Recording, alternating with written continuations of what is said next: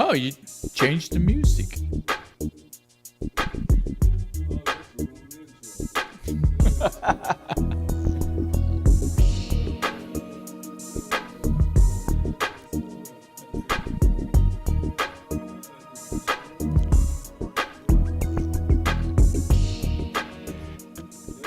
There we go. There we go.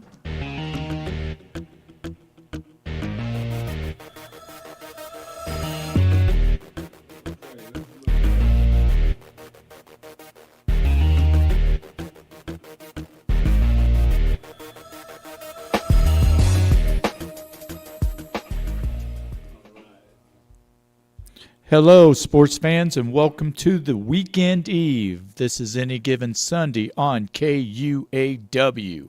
Across from me, back after being out of town for a few weeks, my brother with another mother, Coach 24, Darwin Penny. How are you doing? I'm doing great. Voice is glad to be back sitting shotgun in the KUAW mobile. And so looking forward to another great show. Absolutely. And I'm looking forward to it too. And behind the scenes, running the show, DJ Scatter, George Walker. Mr. Walker, how are you doing this evening? Hey, we're doing just fine over here.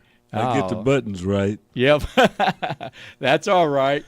Well, we took a week off last week because you had some commitments, and obviously our commitment wasn't as strong as the other commitment, so we took a break, and that was okay because Coach 24 was out of town anyway, and he was doing that because he is trying to get the Royals better, which, by the way, they are playing some pretty good ball. Absolutely. We're excited about where the team has played. A win today would guarantee the Royals of a 500 record for the month of April, which we have not had since 2016, I believe, is the last time we had a 500 record at the end of April. And so they played really well this month. One of the things that you always talk about is trying to win 2 out of 3 at home and split on the road, and that's about where we are. We're playing. We're 11-5 at home, and we're 4-5 on the road. So a little bit above 2 out of 3 at home, and just under 2 out of 3 on the road. And so that gives us an opportunity to be really competitive.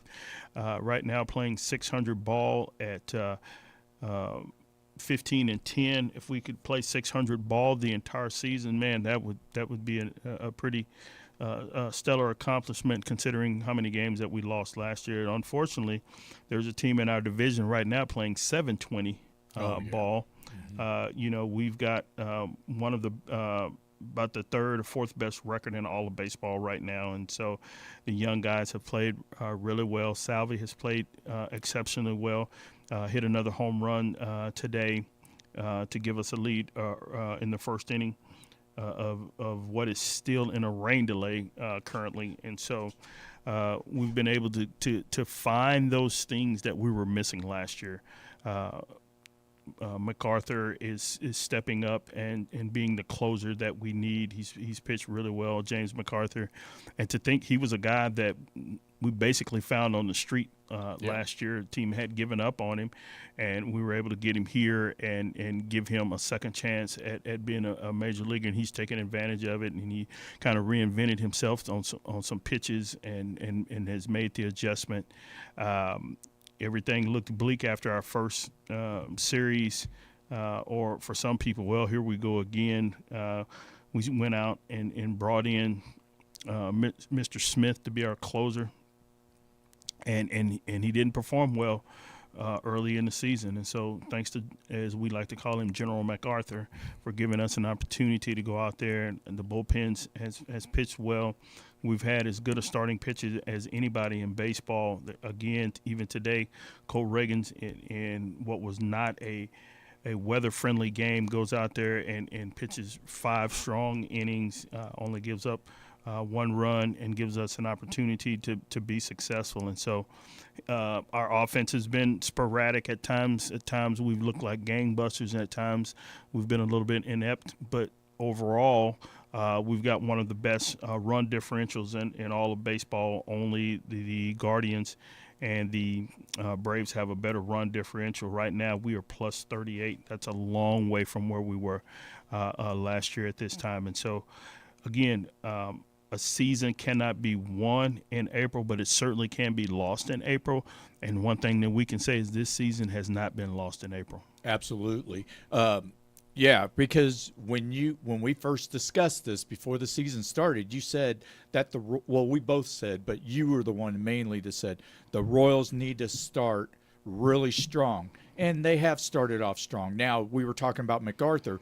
MacArthur actually had a bad first series. You know, his ERA was 20.20, but he has a 0.00 ERA in the ninth inning. That is very important, and that really helps the team out. And I know that our upper part of the offense is phenomenal, is great. Now the bottom part, it's got a lot of work to do, but the pitching has kept us in the game, which hasn't had since roughly 2016. Absolutely. What you've been able to see, Cole Reagans has shown you why he should be a number one. Our offseason acquisition of Waka and Lugo, those guys have really stepped up. Brady Singer, without having to be the number one, has pitched like a number one. And so it's given him a really good opportunity to continue to grow. And then, unfortunately, we've had just one little injury bug that we picked up the other day. And so, but overall, our health is good. We've got some other guys that haven't pitched at all this year, like Carlos Hernandez hasn't pitched at all this year. And so we're hoping to get some of those guys back in the mix. And what it does is it fosters competition. And so it makes us have more depth organizational wise, and guys are going to have to compete to maintain their jobs, right?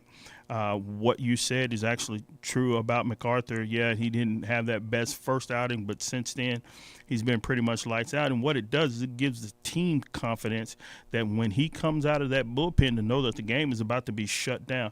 And what we call in the scouting world high leverage innings, guys that got to come in pressure packed situations, whether it's 7th, 8th, 9th inning, and either hold a lead or close out a game. And so that's what we're looking for now, is to be able to have a guy that when the ninth inning comes on, there's a song playing over the loudspeaker and everybody stands up to their feet because they know it's a done deal, right? And it's going to take an act or a miracle for us not to win this game. And so right now he gives us that opportunity. You can see his confidence growing, as well as his teammates' confidence in him growing around them. And so with that said, Renfroe is starting to find his stroke and give us some power at the bottom of the meat of the lineup, right? We know what we got at the top. Miguel Garcia hadn't hit as well as he did the first weekend, okay, but he's starting to come back around. He's hitting some balls hard and giving us an opportunity at that leadoff spot.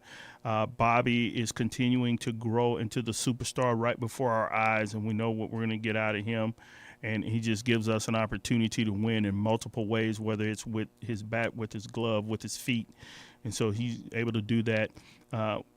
We're hoping that we're going to get a full season out of Vinny Pasquantino and what he brings to the table, the keen eye he has, not chasing pitches, which is rare for a guy with his type of power. And so as he starts to mature into that 3-hole hitter, we're going to be excited about that right, left, right in our 2-3-4 with Bobby, Vinny, and then Salvi in the 4-hole. Salvi has gotten off probably to the best start of his career. We're able to rest him a little bit from behind the plate with the emergence of Freddie Fermin last year, and giving us a solid number 2 catcher. And so on a day like today, where we have a day game after night game, you don't have to take Salvi's bat out of the lineup. He can either DH or you can put him over at first base like he was playing today. And then what happens after that? Okay, will MJ continue to develop into a run producer, Hunter Renfroe, and then a cast of guys in that 7, 8, and 9. We just got Michael Massey back, who we always felt like he was going to be a hard-hitting second baseman. He's still just his second full season in the big leagues. Will he be able to give us a punch at the bottom of the lineup to make us, have 9 tough outs? And that's what you want, right? Right now, Kyle Isbell's still trying to find who he is as a hitter, but the one thing he is giving us good defense out there. He made just an unbelievable play today in a 2-1 game, especially when we were trying to get that 5th inning in so it could be a complete game. And so he's doing that. He's doing some of the little things, and then there's a host of guys, whether it's Velasquez, whether it's Dyron Blanco. We're moving Adam Frazier all over the place as a super utility. Even just a host of guys all getting a shot to figure out who those top 9, 10 guys are going to be to make the Royals a formidable team for the rest of the year. And the biggest thing is what we saw the other day is we had a 3-game losing streak that last year would have turned into a 6 or 7 game, and we slammed the door. We lost a couple of tough games to Baltimore, who's a really good team, and then we lose the first game to Toronto, and then boom, here we go. It's got a chance to go the other way, and we win a tough ball game last Tuesday night, and then come back and win again last night, and now we're on a 2-game winning streak, whereas last year that would have turned into a 5 or 6 game losing streak. Absolutely. So, saying this, now I was at the game Sunday, and I've got to ask you guys, you and Mr. Walker, am I bad luck? Because the Royals had not been shut out all year, and then I go to the game. And the Royals get shut out. So is it me? Then yes, you are. One time doesn't make a streak, but if I send you back and they don't score in a run, you will be banned for the rest of the year. We're gonna right now. We're gonna say it was just a fluke. Okay. It was a day game. There you go. Maybe you don't have the sun, but if we send you and it's a night game and we get shut out, okay, I'm gonna tell the people at the gate, that's the guy. Don't let him in. Don't let him in. Absolutely. Yeah, that's that. So I was at the game. So the bats were hitless on Sunday, but and Lugo did not have his best stuff, but he still pitched well enough to where the Royals, if they could have just accumulated a couple of hits and even got in a run, I think it could have been a different matter. So saying that, it wasn't like, oh my gosh, this is another game. It's getting bad, because that was the second game, the second lost game, because then they ended up losing to Toronto on Monday. But saying that, I still liked Lugo and the way he pitched. Yeah, he gave up back-to-back home runs, and he gave up 4 runs, and his ERA is still under 2.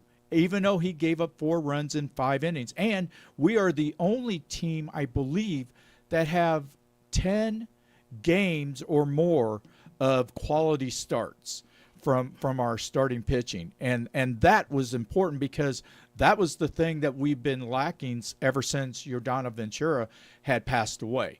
I've always said that with Yordano's passing, we also lost of having that guy with an edge at the top, so that if we get to that point, somebody has to put a stop in it, right? But like you said, he got roughed up a little bit. Lugo did. It was his first loss of the season to 3 wins. Give up 4 earned runs over 5 innings. And so, but again, that outing shot his ERA all the way up to 2.03. Ooh, wow. Exactly. Now we know he's not going to pitch under 2 all year. No. That hadn't been who he is. And so what we're asking is a guy to go out there and if he can pitch and give us anywhere from 3 to 3.5, but more than that, can he give us 30 starts, right? Can he give us 30 starts in 180 innings, and give us an opportunity to be successful, right? If you can go out there and keep the team to 3 runs or less, and give us an opportunity, then, you've done your job. And that's all we can ask him to do is give us an opportunity. And so I think he's done that. Zerpa has been good out of the bullpen. We're still waiting on Will Smith to come around. Vinziano has been up and down between here and Omaha, having to sometime be the 27th man on the roster. So, we're just trying to figure out who those guys are, whereas some other teams, went into this season knowing who their guys are. We're still trying to establish, who are our guys, and we can trust and we can go to it and just give ourselves the best chance we can to be successful when we go out there. Yeah, absolutely. And the thing of it is, with Will Smith, he is struggling, yes. But in the prior years, that would have been a total detriment, where this is just a situation where he just needs to work out and get himself better, because you got other guys that are producing. And usually when one goes down, the rest of them went down, but that's not the case. And that is a positive thing about it. Now, saying this, what does the Royals need to improve on to go into the month of May? I think the biggest thing we need to improve on is situational hitting, being able to move those runners, advance those runners, be really good late in games with our run scoring ability, and to be able to scratch for runs. I think we've done a good enough job defensively. And so right now it's just finding that consistency in the offense that gives us a chance to go out there, right? We're not going to be the 27 Yankees with Ruth and Gehrig. That's not who we are. And because we play in such a large ballpark and the ball doesn't generally carry for a whole lot of home runs, we can't depend on that. And so I think the other thing is going to be key to us is continuing to run the bases well. And that's not just stolen bases, but our ability to take the extra base and to be aggressive on the base pass, which were a cornerstone of when you go back and look at the 14 and 15 World Series teams. They were like an old throwback to old school National League baseball. And so can we manufacture runs? I think is going to be the key for us to continue to keep this, because every month is not going to be where we get the stellar starting pitching, that we've been able to get out of Lugo, Alec Marsh, Michael Waka, Brady Singer, and Cole Reagans. Absolutely. Now, I will say this about the offense, and you're right. Do they need to play a little bit more small ball? Because there was a guy on first and second, and it was Pasquantino that was up.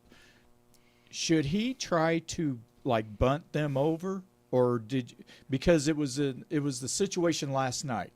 They had first and second, no outs, and then he gets a out, and the runners ended up staying at first and second, and it was frustrating, because I would have thought maybe do some more small ball, which they did in 14 and 15, which they did in the 70s, 80s, and late or early 90s.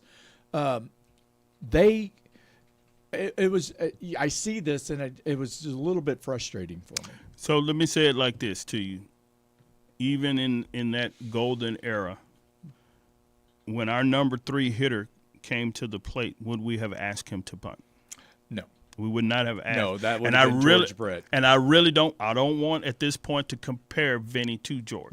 Right? That's unfair to him. Right. It's unfair to George. Okay. But we're trying to see where this young man can go, right? And George Brett will tell you about his first year and a half in the major leagues, where he was still trying to figure out, do I belong, until he and Charlie Lau were able to work and give him the confidence that he needed to become the Hall of Fame hitter that he did. Right. I don't want to set limitations on a Vinny Pasquantino, because I do know that he has plus power and an opportunity for us to blow it open. Okay. Yeah. We have to always ask ourselves this: where are we at in the lineup where this small ball comes into play? The other thing I always ask myself, who am I asking to bunt? And then who's coming up behind him? There were times as a high school and a minor league coach where I was in a situation where it probably was a bunt situation. But I'm going to bunt a guy and give up an out. I'm going to trade an out to move my guys 90 feet, and then the guy coming behind him is in an 0 for 10 slump. Do I really want to put that kind of pressure on him? Right. What I'd probably do in that situation is try to get maybe a hit and run or something going on, seeing if we can make something happen that way. And then if those guys move up, then maybe the guy behind them, I may ask him to bunt or squeeze or do something because he's struggling at the plate right now. And so I think there are always circumstances that you have to look at. It's not is always as simple as, okay, the first two guys get on, we're going to bunt. That's a college move, right? And I can name you about 5 college head coaches that would do it, and they don't care who it is at the plate. Right.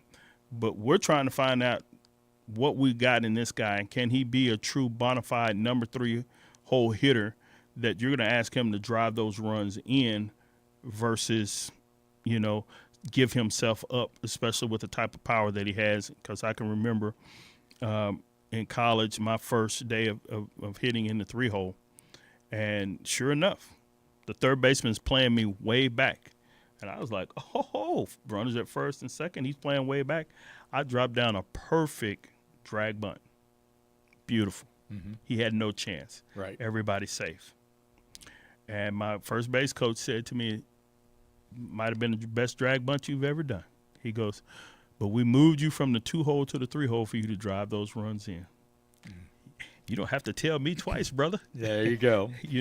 And you know what? And thinking about that, the next and the batters did go to second and third, but he got the out. But it was Salvador Perez, and they automatically walked him. Right. And then so the guy behind him has to protect him, which is Ben MJ. Right. What are you going to do? Right. Sometimes you win, sometimes you lose. Sometimes you walk that guy, and the next guy hits a ball off the wall, and it's a track meet. Right. Or that guy hits a ground ball double play, and you're out of the inning. So it's a roll of the dice. You look at the matchup. You were at the game. Was there or watching the game? Was the pitcher on the mound left-handed that Vinny was facing? I believe he was right-handed. Okay. He was right-handed. Okay. So we really want to give him that eye. The percentages favored Vinny swinging the bat right there. So those are some things I think you just kind of got to look at the situation. It's not always easy to just say, okay, this is automatic, but let's examine the situation. Those guys have a thesaurus full of information, and for all we know, Vinny's faced this guy a lot in the minors and had a lot of good success on him, may have had some limited success on him in the majors, so we're going to let him swing away. We're going to take a calculated risk. Well, and the way I was thinking a loser mentality. The Royals have been losing.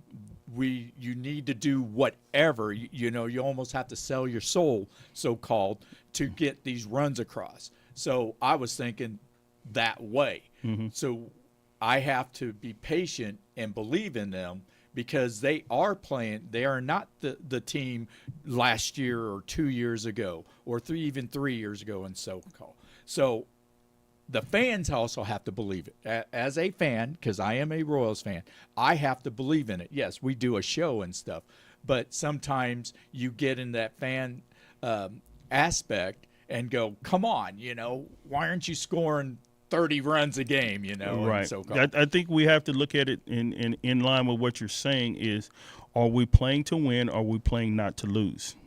Right. And there's a difference in that mentality, right? Nobody on 3rd and 1 is automatically looking for the Chiefs to hand the ball off.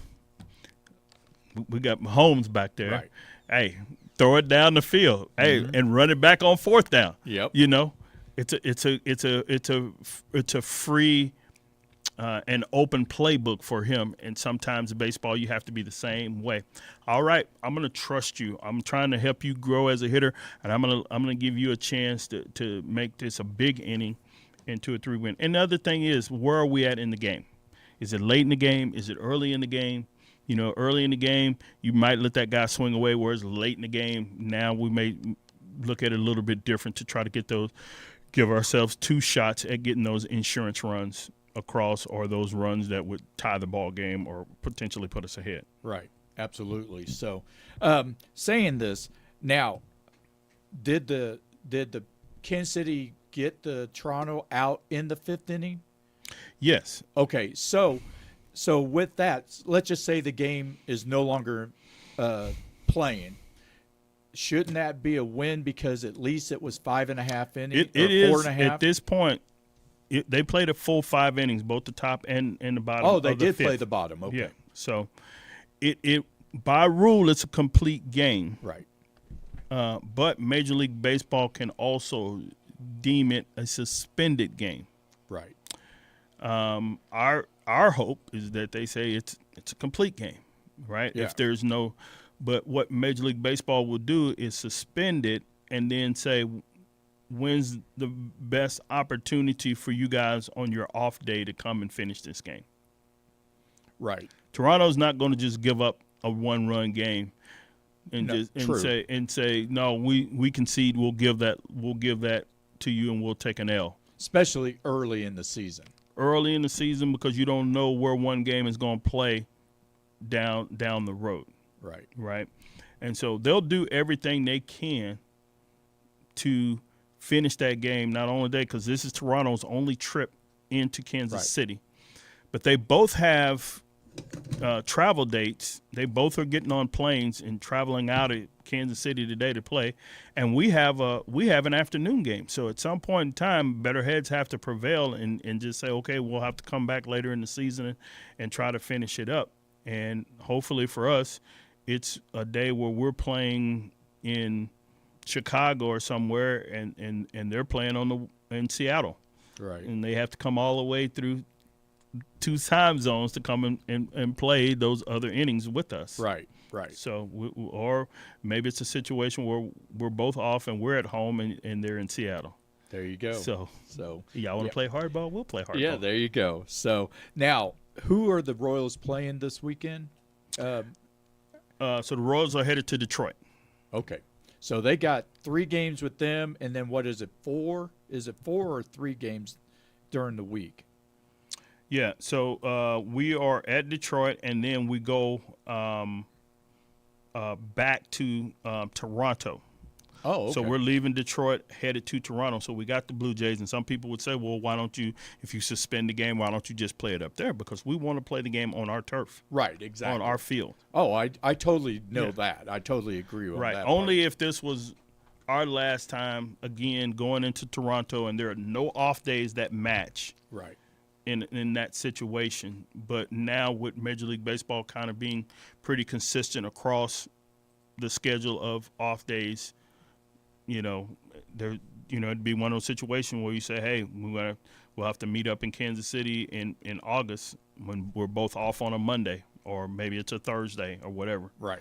So, but hopefully, like I said, they made a decision and they get back on the field, and we go ahead and give them a whooping, and then we take off to Detroit, and then we'll see them again in a I think we got a 3-game series against them next week.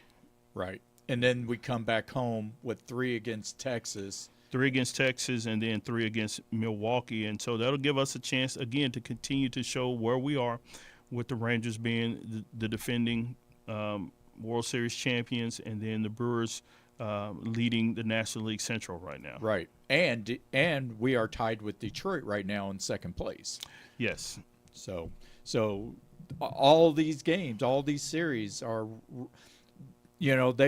somebody was asking if the Baltimore series was an important series, and it wasn't one of those series where if they even lost all 3, it wouldn't have been that bad. But it's also a barometer on determining how well they are. So in a sense, it was very important. It's important to us because, again, what we've stated over and over, the importance of us getting off to a good start and making sure we don't, again, we may not win our division in April, but we certainly can lose the division in April by getting so far high. We're still giving ourselves an opportunity to be relevant at the All-Star break.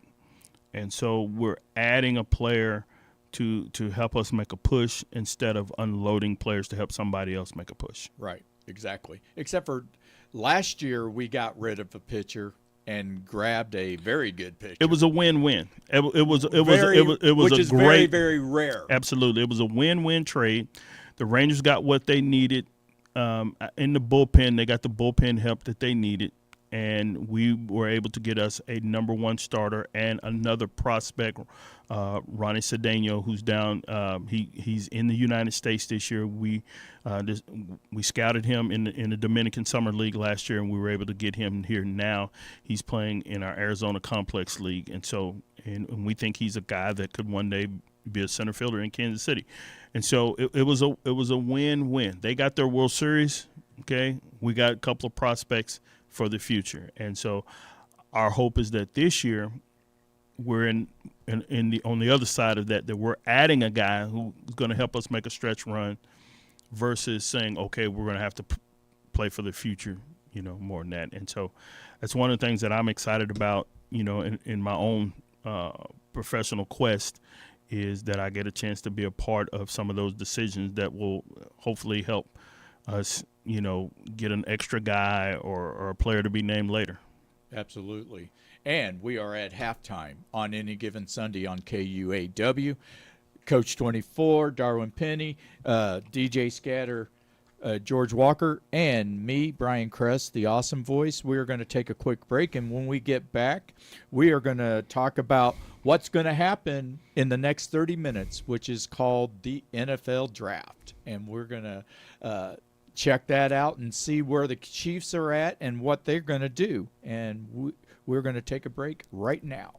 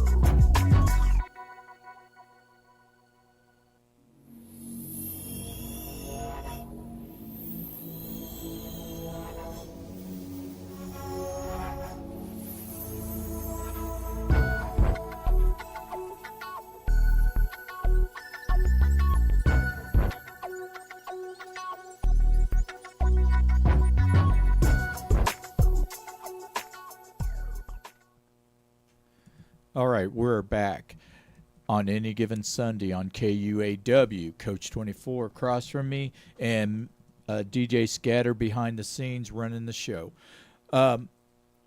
We were 816-599-6893 is the phone number. If you guys have a question, you want to have an opinion, you want to speak your piece, want to ask us questions, feel free to do so. Now, we are getting ready for the draft. The draft is within the next 23 minutes. And so the Chiefs are actually a little bit in a dilemma. Now, a couple of years ago, Tyreek Hill had his problems off the field, and the Chiefs kind of panicked and then moved up in the second round to get McCole Hardman. Mm-hmm. And yes, McCole Hardman caught the winning pass in the Super Bowl last year to give us back-to-back and everything, but still, we could have had a better draft pick than McCole Hardman. Now, saying this, we got Rashid Rice, and Rashid Rice is dealing with some off-the-field issues too.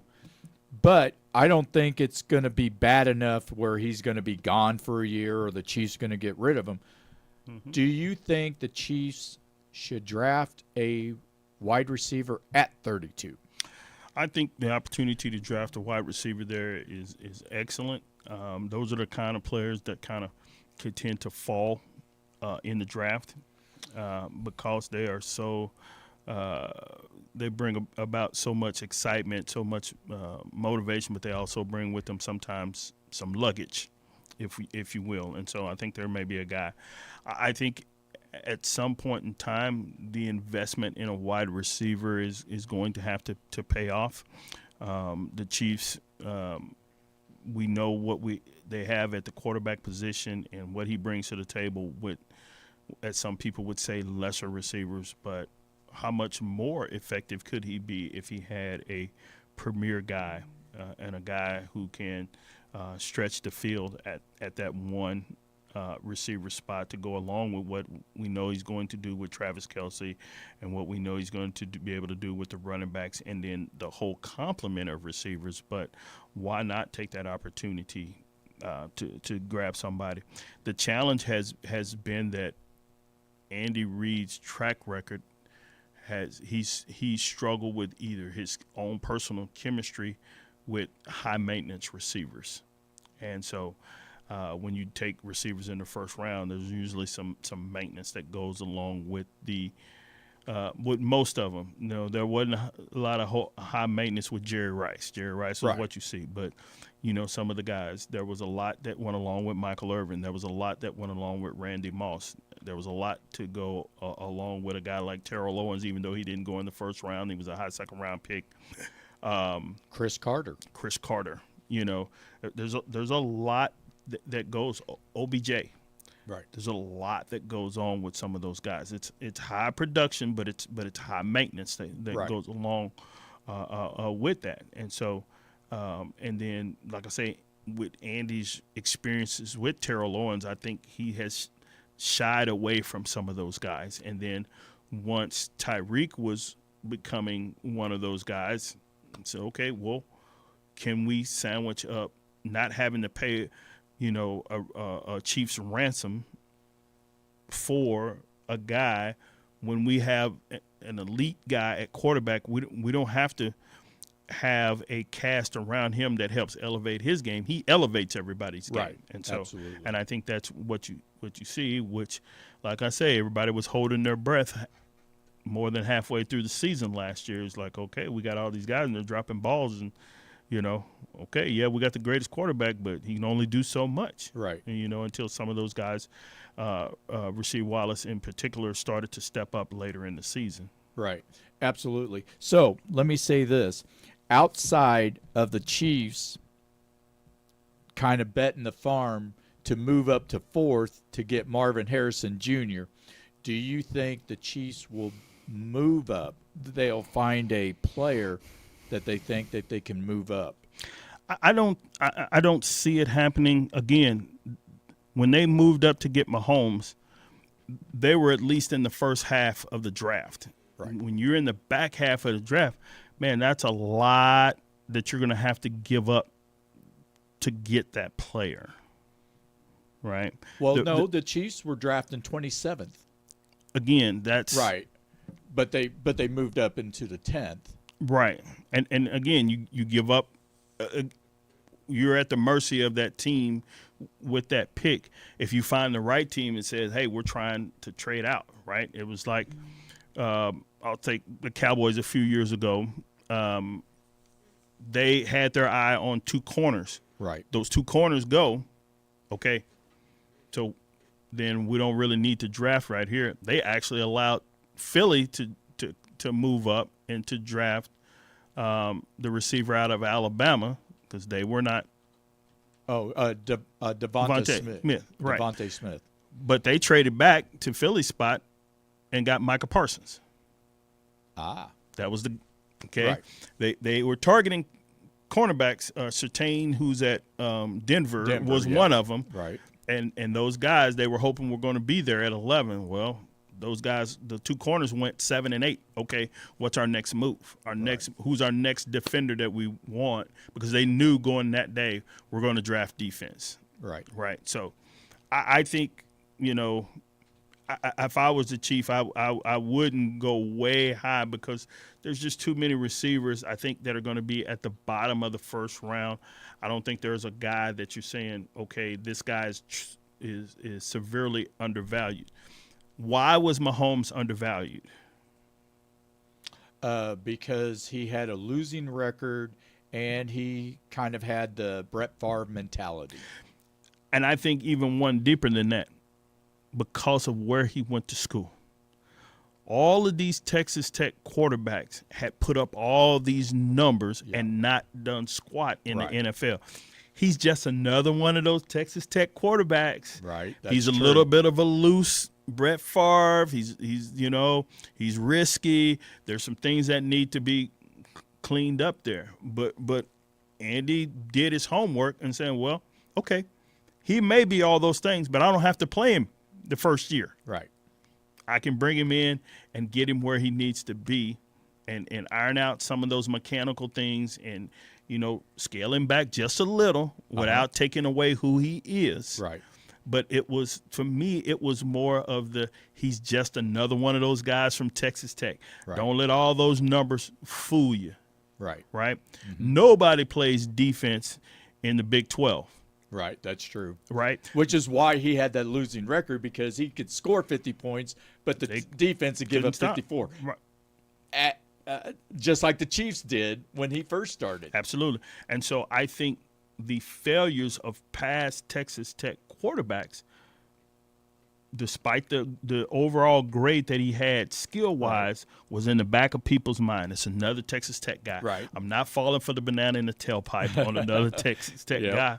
And I think that because that's when the Chiefs said, okay, we got to be careful. We can't let him go any farther than he's going to fall probably no lower than this. Here's another team that needs a quarterback. Right. We got to jump in front of them, and what do we have to do to get that? And they did their homework, able to set him for a year, and the rest is history, as they say. Yes. So saying that, so now all the other teams have been looking for Patrick Mahomes since Patrick Mahomes was drafted in 2017. Do you know how many quarterbacks have been drafted since Patrick Mahomes was drafted in that 2017 draft? How many after him in 2017? How many quarterbacks? Right. After him, so in 2017, the rest of the quarterbacks, 2017 to today, how many quarterbacks have been drafted? I'm going to say 25. 79. Okay. So what I'm saying is tonight you've got Chicago, Washington, New England, all these guys, Minnesota possibly wanting to trade up to get this quarterback. So everybody's thinking they're trying to get the next Patrick Mahomes. Mm-hmm. Now Buffalo did it the next year. They got their Josh Allen. even though Josh Allen hasn't performed like Patrick Mahomes, he did bring Buffalo back up into a challenge. At the end of the day, I may not be. I'm not going to get a Mahomes, but can I get a franchise quarterback? Right. Right. Can I get the guy who's going to be my guy for the next decade? Right. 'Cause Exactly. everybody wants to have their franchise quarterback. And it's nice if you get your franchise quarterback in the first round. Right. But it's also nice if you're San Francisco and it looks like they have their franchise quarterback and they got him at Mr. Irrelevant. Exactly. So there's a lot of quarterbacks out there and a lot of different ways to get that guy. The question is, can you find somebody who fits what you do? Right. And Andy was able to say, this guy can fit what we do better than any of the other guys that are in this draft. Exactly. And so what I was saying was that, every team is looking for that franchise quarterback. So 79 quarterbacks since Patrick Mahomes, the teams have hoped would be a franchise quarterback. Well, how many of them have been a franchise quarterback, to be honest? I would say about 20, maybe, if even that. So the percentages are very, very, very low. Now, here's a little quiz. Between supposedly the two GOATs. So Tom Brady is the GOAT and Patrick Mahomes, a lot of people thinking will succeed the GOAT. How many quarterbacks have been drafted between Tom Brady, the 6th pick, or the 199th pick in the 6th round of 2000, and Patrick Mahomes, the 10th pick in the 2017? How many quarterbacks have been drafted since then? 400. 208, with one that was a supplemental draft, which was Pryor. Terrell Pryor. Yeah. And so just everybody, it is just so funny because everybody is going, how many, everybody's wanting that quarterback, and I know Tom Brady wasn't, like Patrick Mahomes or even Mitch Trubisky, thinking that Mitch Trubisky was going to change the fortunes of Chicago football. Do you also know that the Chicago franchise has never had a 4,000-yard passer? Yes. Every team in the NFL has, with the exception of Chicago, and I think the closest was and it wasn't Jim McMahon, even though I would like that because Jim McMahon's my favorite player. But I think it was Jay Cutler. Yeah, I would venture to say it's probably Cutler or who was their quarterback when they went to the Super Bowl versus was it Grossman? Grossman. Yeah. Yes. I would venture to say it's probably either one of those guys, and maybe even the next closest guy is probably Harbaugh. Possibly. So, so. Yeah. But I haven't looked at that. So saying this, who do you think the Chiefs are going to pick? And not necessarily a player, but which position? I think they're going to pick receiver at 32. I think that's the only place that's where there's some depth at that position, and that you're going to look for a guy. There's a lot of people that think they should, start trying to draft Travis Kelce's replacement. But I think they have adequate tight ends now that are young that could possibly be that person. I think you have to look at each draft individually and what's there. The Mahomes draft, there was only 3 quarterbacks taken in the first round. And so with Trubisky and then Mahomes and then Deshaun Watson in that draft. So you just never know where everybody's going to be. You might find your quarterback, somewhere else. You hope you find it. This year's guys that are all banking on quarterbacks, the reality says that next year is a better crop of quarterbacks.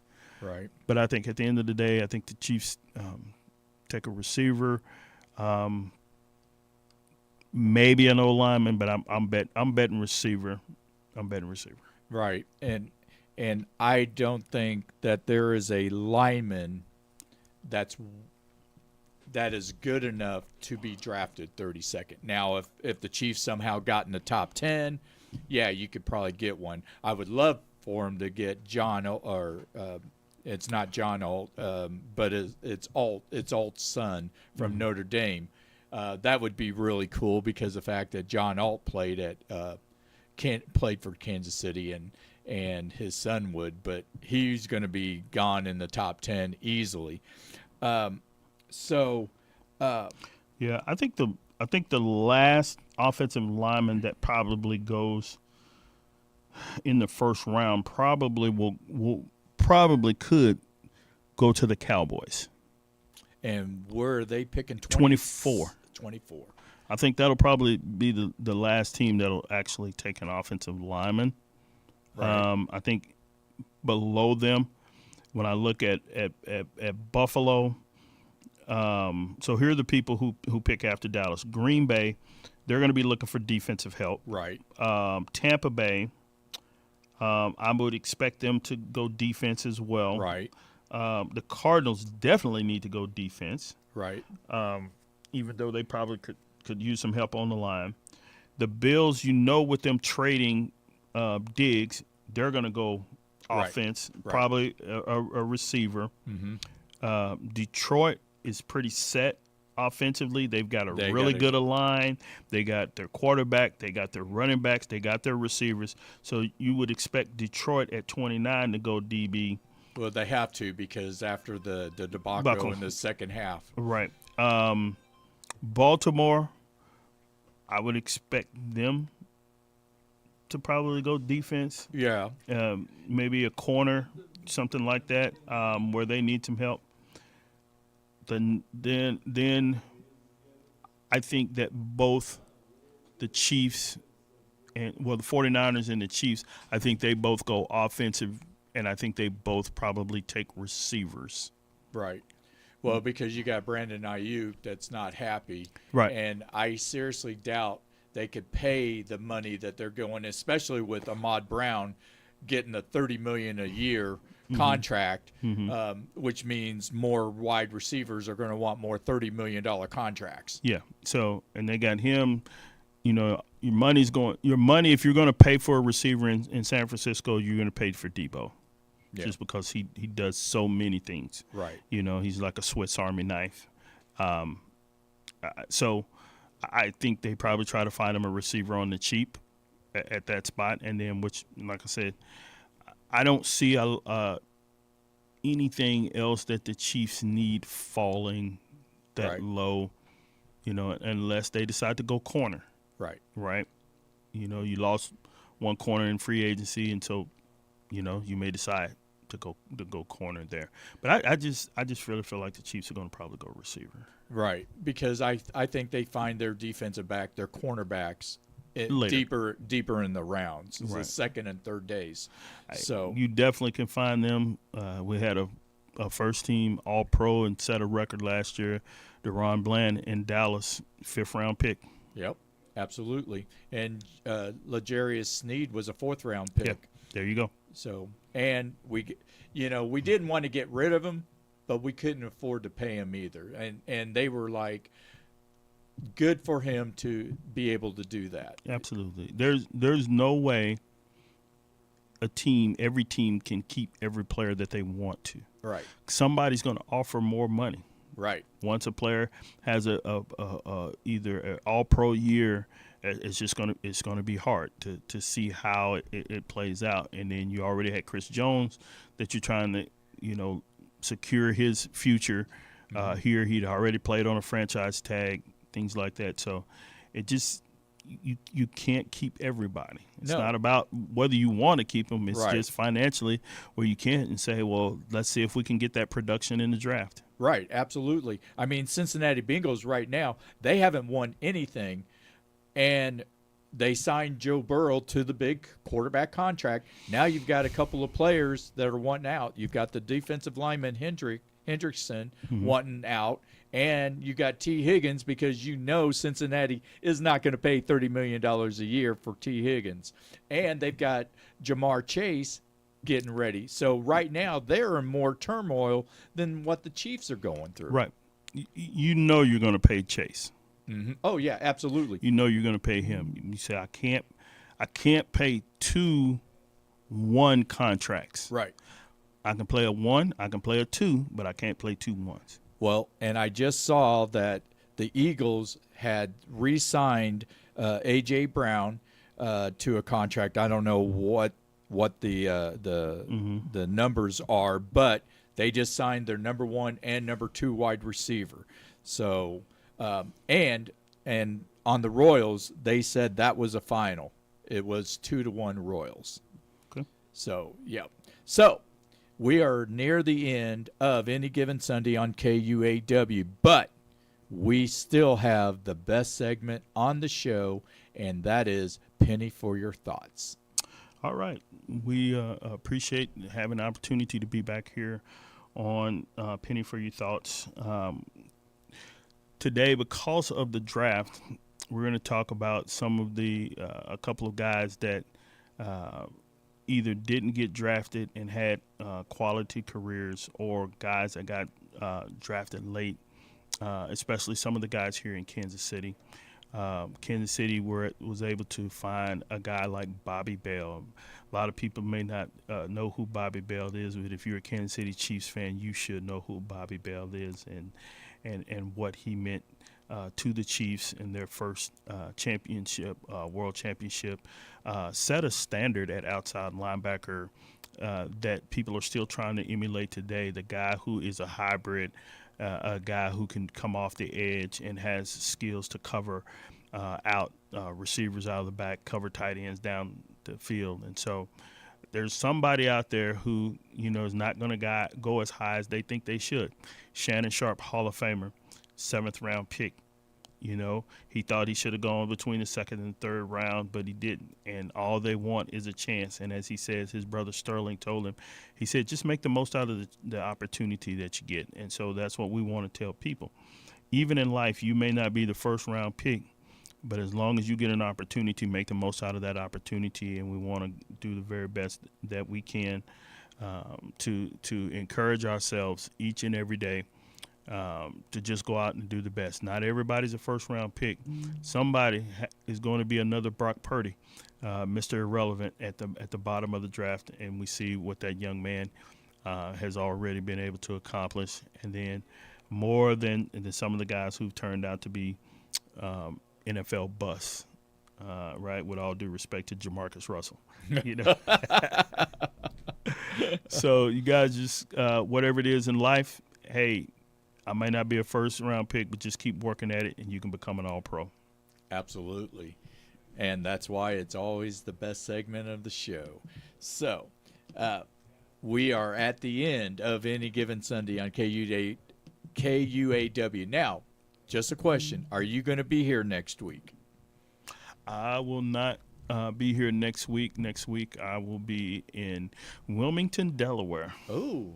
Why in Delaware? That is where my scouting assignment is next week. Wilmington, Delaware it used to be a Royals affiliate. Yes, it was. But is now a Washington Senators affiliate. And then I'll move from there to Aberdeen, Maryland, which is an Orioles affiliate.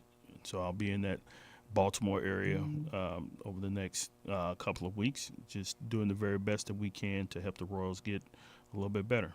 Absolutely. And you're doing a great job, too. I'm just telling you. Mr. Sherman, if you're listening to me, you gotta give this guy a raise. He's doing a great job. So with that, with Coach 24, my brother with another mother, Darwin Penny, George Walker, the man behind the scenes running the show, DJ Scatter, and I am Brian Kress, the awesome voice.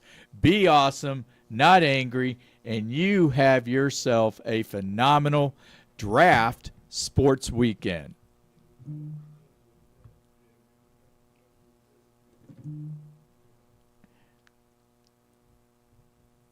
The Okay, this I think is the part where we have to do outtakes. Yeah, I think we do. So let's real quick. The Chiefs in their lifetime of drafts. This was before the Super Bowl era, which was '66. The Chiefs drafted 4 players. 3 of them were Hall of Famers. 3 of them was from Dallas, and the other one was from another team, which should be pretty obvious. So, are you asking me who those 3 people are? Yeah, 4 people. 4 people are. Yeah. That they drafted when they were the Texans? When they were the Texans, yes. Okay. Hall of Famers. 3 of them were Hall of Famers. And I'll give you the first one. The first one was Don Meredith, 1960s, so they drafted a lot of players and stuff. Yeah, but he wound up signing with the Cowboys. Right. Right. Who else was drafted by Kansas City? Because You talk about one of them all the time. Because they didn't draft Lenny. Lenny was drafted. Right. He was drafted by the Pittsburgh Steelers right underneath Jim Brown. Yeah. Let me think about who do I talk about all the time? One did not immediately play football.